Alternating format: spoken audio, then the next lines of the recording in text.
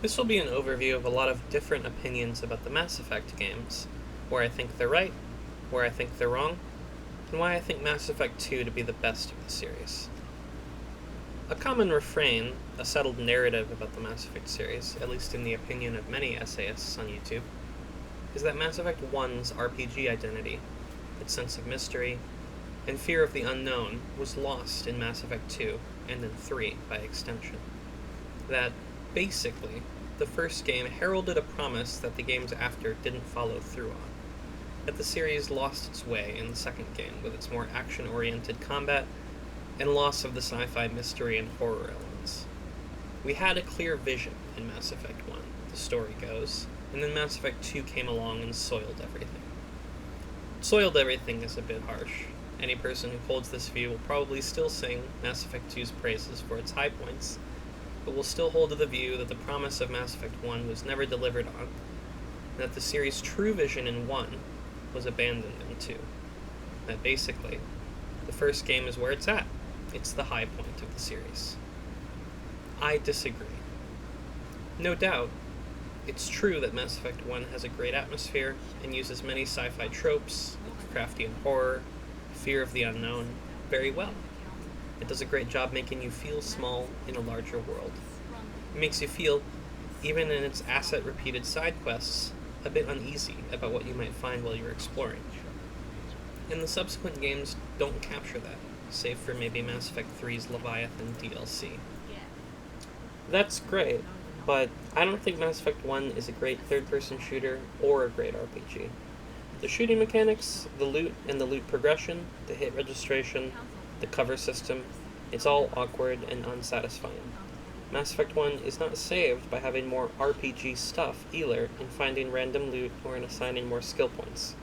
No further depth is added by having to spam charm points in Mass Effect 1 to pass the Pharos check, than in Mass Effect 2 when I need a lot of Paragon to pass the post-loyalty mission conflicts between Miranda and Jack, and Tali and Legion respectively. There's no more or less RPG in either of these cases, just different inputs to the same output. Knights of the Old Republic is a great RPG, and that game knows it's an RPG. Clunkiness and all. However it holds up now.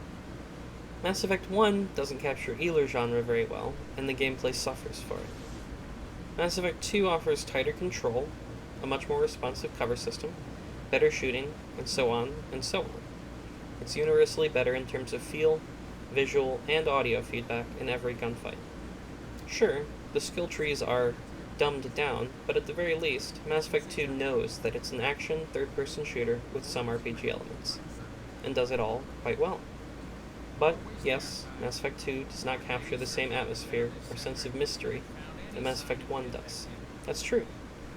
After Mass Effect 2's incredible opening, you're a dead man brought back to life. Everyone knows who you are, the world's moved on, and the Wild West of the Terminus systems is your playground, given the galaxy's lack of interest in what you've got to say. It's not a progression for Mass Effect 1, and it's an abrupt shift from what one might expect after Mass Effect 1. A lot is lost. That can all be true, but still, approaching the game on its own terms, it is a vastly superior game to Mass Effect 1. However much of a diversion Mass Effect 2's overall story is, however odd it might seem for Shepard to just go along with Cerberus at first, Mass Effect 2's vision is just not the same as Mass Effect 1's, and that's okay. Besides having better gameplay across the board, it's also got some of the best character writing in the series, certainly leaps and bounds ahead of any conversations in Mass Effect 1. The conversations are more dynamic, old characters grow, and most of the new characters are rich and interesting. Mass Effect 2 adds a lot of depth, color, and character to the universe. It is responsible for a lot of what Mass Effect is, and without it, there wouldn't be nearly as much for Mass Effect 3 to draw upon for closure, or a cast to care about. So, in many ways, Mass Effect 2 represents the last chance for the writers to really flesh out and fill in this universe, to make it more real by telling more stories, giving life to more characters, to give Mass Effect more identity. And this is pretty much all of what is happening in Mass Effect 2.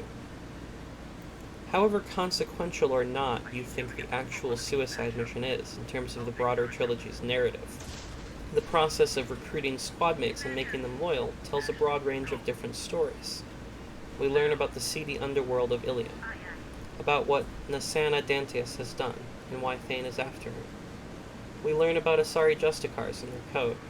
We learn about the Eclipse, about the Quarians and their conflict, yet entanglement with the Geth, about the dying son of Hastra, about the Krogan culture and rituals, their struggle with the Genophage, about Cerberus and its shady facilities, about space prisons and their ethical pitfalls, about Omega and Arya, about the mercenary groups, about the Plague, about Ardat Yakshi, about how the Geth function, about Reaper indoctrination, about Thane's son, about Garrus's past.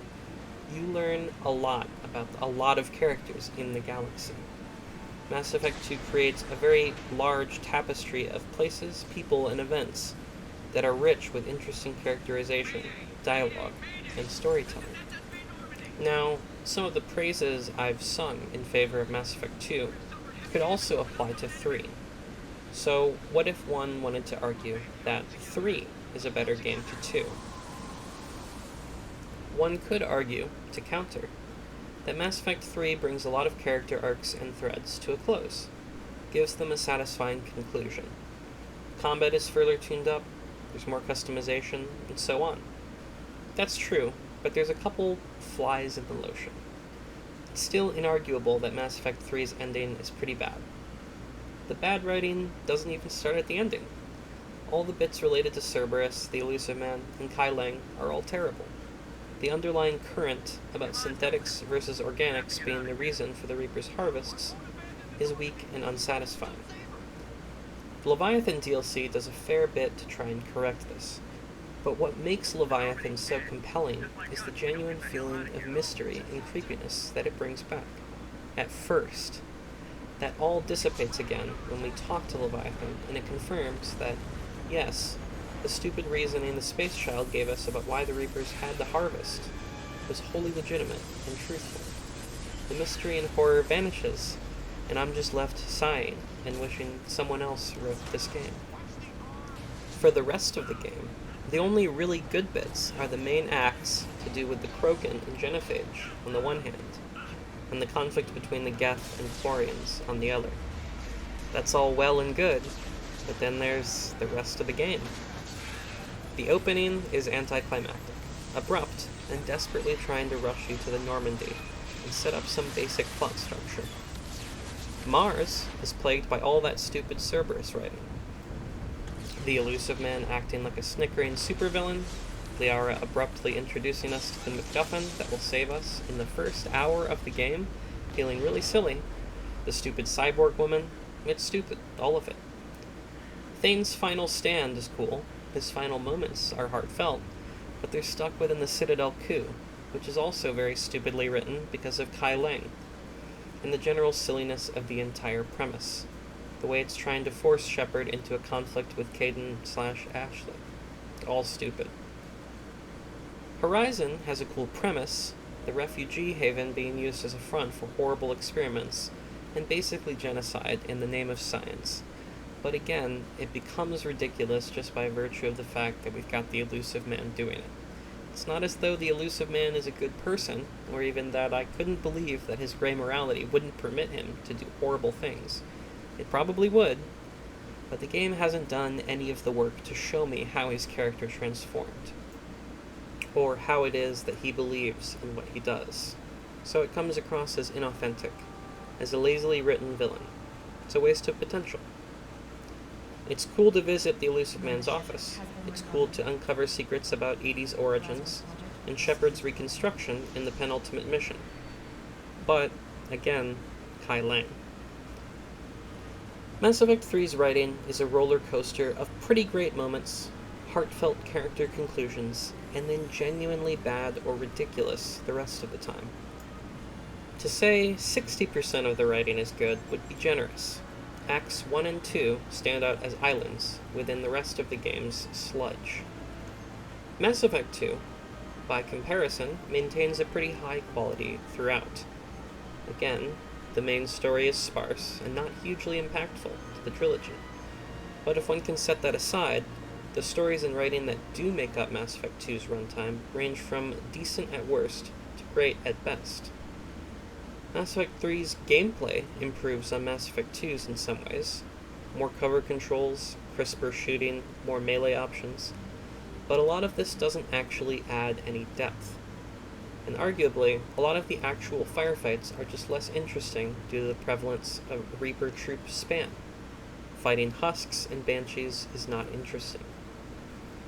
I often judge gameplay by how fun or playable it is on higher difficulties, like Hardcore or Insanity for Mass Effect 2 and 3.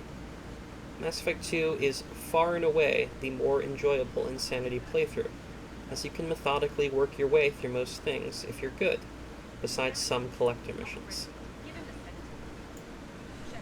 So, for all these reasons, I argue Mass Effect 2 to be the best in the series. Thanks for listening.